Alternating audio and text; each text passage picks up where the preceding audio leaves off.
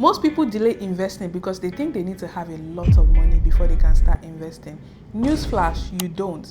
Today, I'm going to break down to you the 3 step-by-step guide that you need to start investing today, not tomorrow, with as little as literally $5 or $50. It's not going to be as complicated as you think. You don't need all the money in the world to get started, and you can complete the process today.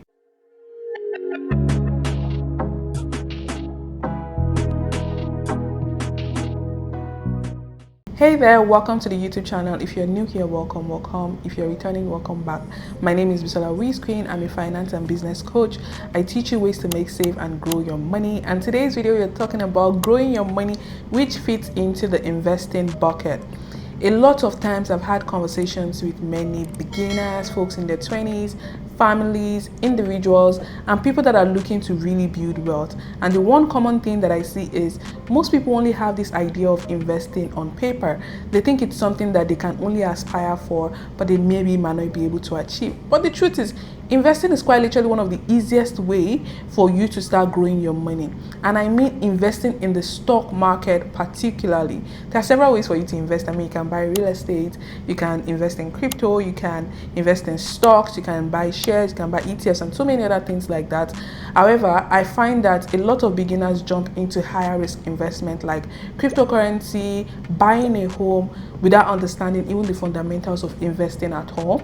Today's focus is going to be on the stock market because I believe this is one of the most easily accessible way for you to invest and actually grow your money to eventually build wealth. But before I give you the step-by-step guide on how to start investing, why should you even invest in the first place? Let's talk about this.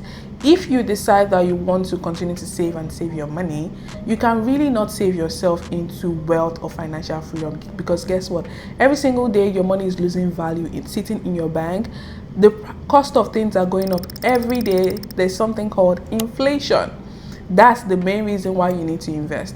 If you are saving alone, you would never be able to beat inflation, because the interest you're going to be earning on your savings, it's always going to be way less than the inflation rate, or maybe at par. So for example, inflation rate is currently like 2 or 3% per year, and if you're saving your money, the bank is probably paying you, even the best high interest savings account right now are paying around 2.5%. So you can see that you're not making anything at the end of the day. You're literally just at par with inflation rates. Now, for you to actually beat inflation and grow your money while consistently getting some, dividends here and there, you need to actually invest. So now that you understand the importance as to why you should even be investing in the first place, let's talk about what is investing, because a lot of people confuse investing in the stock market with trading. Trading is literally you buying and selling stocks or commodities for short-term wins. So essentially you're buying and selling every single day, or swing trades a couple of weeks, couple of months to make extra cash or to get that quick returns. Whereas when you think investing, you should think more long-term. So if someone says, oh, I'm trading or I'm buying some stocks, make sure you understand exactly what you're doing, because some people are doing forex, some people are doing gold trading, some people are doing crypto trading, some people are doing stocks trading. There's so many other things that fit into that bucket of trading. However, it's completely different from investing. When we think or say investing in the stock market, we're talking more long-term, more wealth building, and more of that consistent growth, not quick wins or get rich quick ideas. If you want to make quick cash, then maybe you can learn trading. That is a different skill entirely, and trust me, you will likely lose your money. Okay, so don't fall for that scam or that hype of saying, oh, trade, this is how you make money. No, when we're talking about investing, we're talking more long-term sustainable growth, and that is really how you're going to build wealth. So what does it mean to actually invest?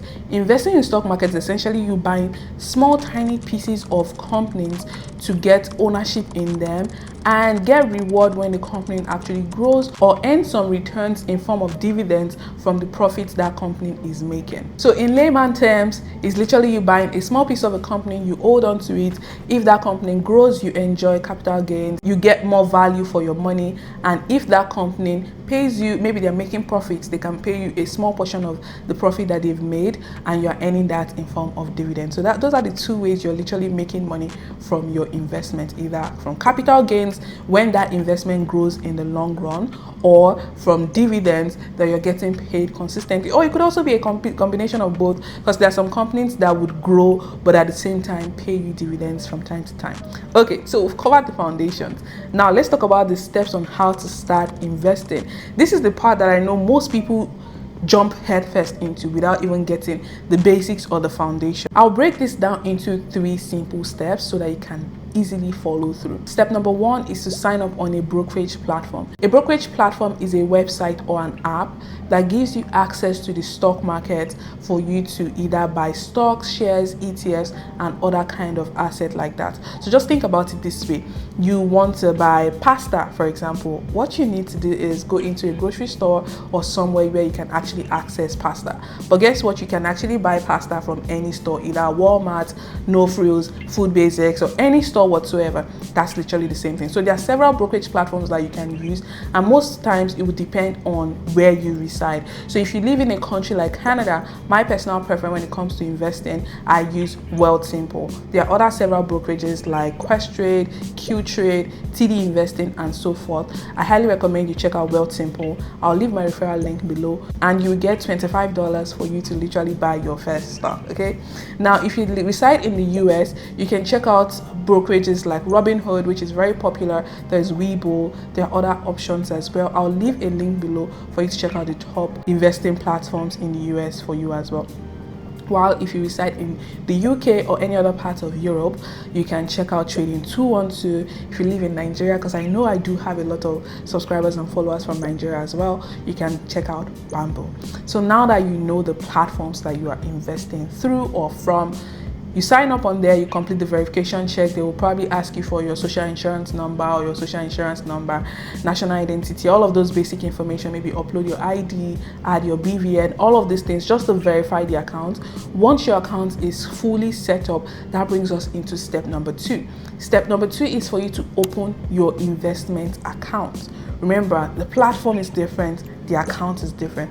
The account is inside the platform that you signed up on, and you can have several investment accounts across different brokerages that you might be using, but we're going to stick to one example because I think it just makes it easier for you. So if you're in Canada, I would recommend you open what is called a TFSA. TFSA is a tax-free savings account that allows you to invest and grow your money while enjoying tax-free returns. You get a $7,000 contribution limit using your TFSA, and this contribution limit accumulates over the years. So what that means is if you've been in Canada for the last 3 years, you would have accumulated $7,000 for the last 3 years, and that will bring you to a total of $21,000. If you're not sure what your contribution limit is, I highly recommend you check out your CRA account. You'll be able to see your contribution room. And if you reside in the US, I recommend you open a Roth IRA account. This is an individual retirement savings account that allows you to plan and save towards your retirement. You also enjoy tax-free returns using this account. The annual contribution limit for this year is $7,500, which allows you to invest up to that amount, and you can also check your limit through your IRS account. And last but not the least, if you reside in the UK, you have even more contribution room than those of us in North America. You get a whopping £20,000 contribution limit on annual basis for you to invest into your ISA account. I highly recommend you open the one called the Stocks and Shares ISA account. This would be the account that you'll be investing in. You enjoy tax-free returns using this account as well. You see that I've provided simple examples for most of you that will be watching this video. If you reside in Nigeria and most other African countries, I find that they don't have a specific tax advantaged account that you are going to be opening. Now, why did I recommend you opening these specific kinds of accounts? It is because when you're investing, you're expected to make returns on your investment. And if you want to be a smart investor, you're not going to just invest that money in a regular bank account or in a regular non-registered account or brokerage account where you're going to be paying taxes on. Being a smart investor means you're seeking tax efficient ways by using tax advantaged accounts. So with your TFSA account in Canada, your Roth IRA account in the US, and your Stocks and Shares ISA account in the UK, these accounts allows you to enjoy tax advantages, which means you're either getting tax-free returns or a reduced tax on that account. And if I've not mentioned your country, please just do a quick Google search, type in your country name and tax advantage account, and you see different options available for you. Now moving on to step number 3, which is where the fun begins. You buy your investment, buying your first investment. Now, I know a lot of people love to say, oh, what stocks should I buy? Which company should I put my money in?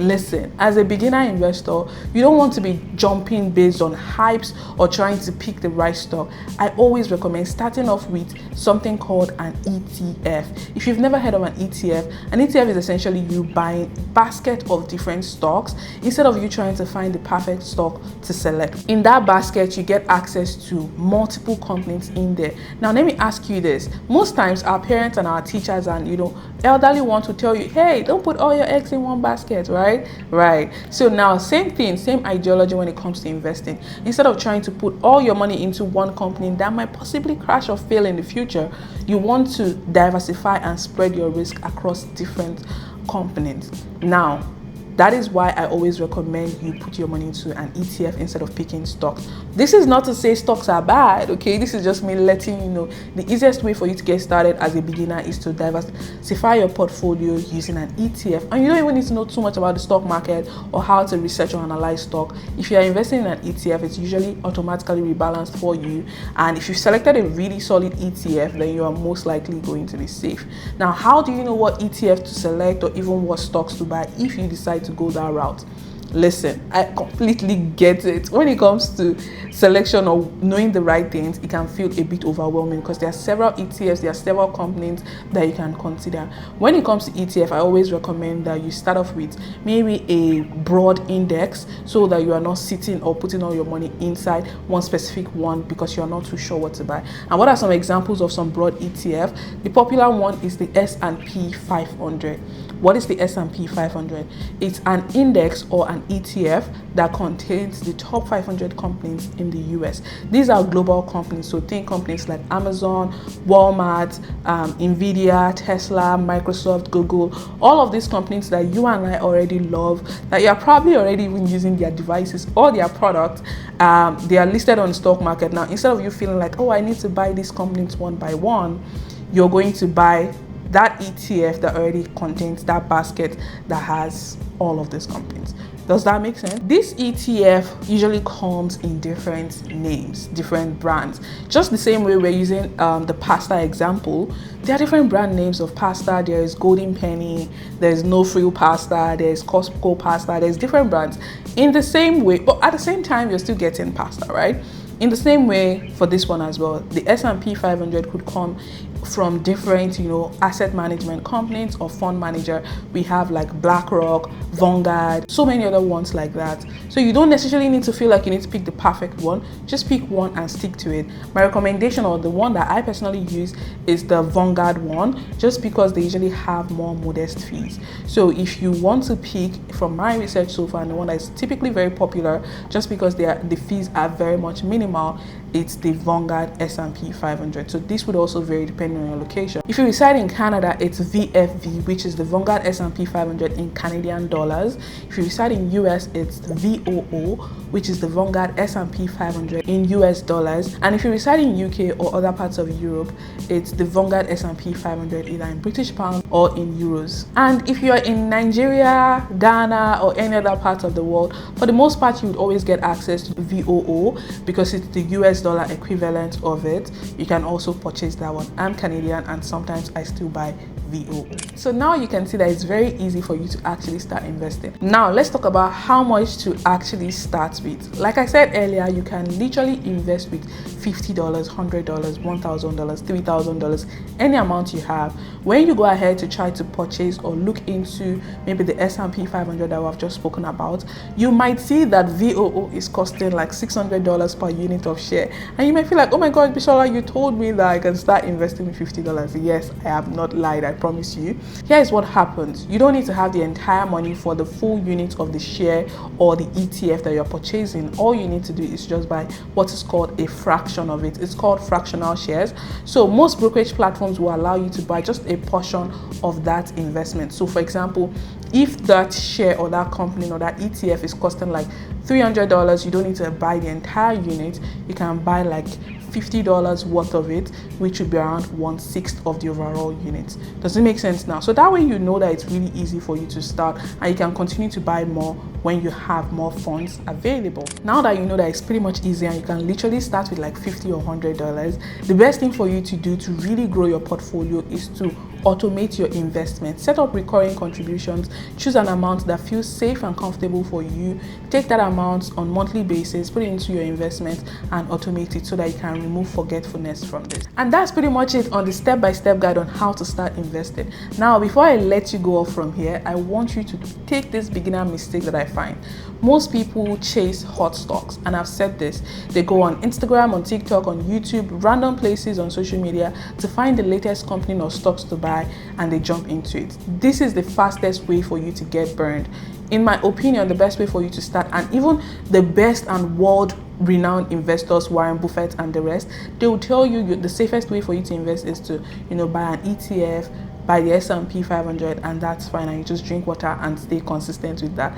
But I know a lot of beginners, because they jump from places to places through social media, they hear all of these companies and they feel that pressure to want to own them. Just know that it comes with a bit of risk if you're buying individual companies, and ensure you're doing enough research before doing any stock picks. That's my final advice for you. If you want to learn more on how to start investing, I've put together an investing guide which I'll link below. You can go ahead and get a copy for yourself. This will literally walk you through step by step, help you learn other details and information that you need to know to start investing in the stock market. I hope you find this video useful. If you did, give it a thumbs up. If you have any questions specifically, leave them in the comments. Make sure to share this video with a friend who has been saying that, yes, I want to start investing, but they don't know how to start. The goal is to help everyone around us really build wealth so that they can become financially free. I hope you enjoy watching, and I'll see you in the next one. Bye.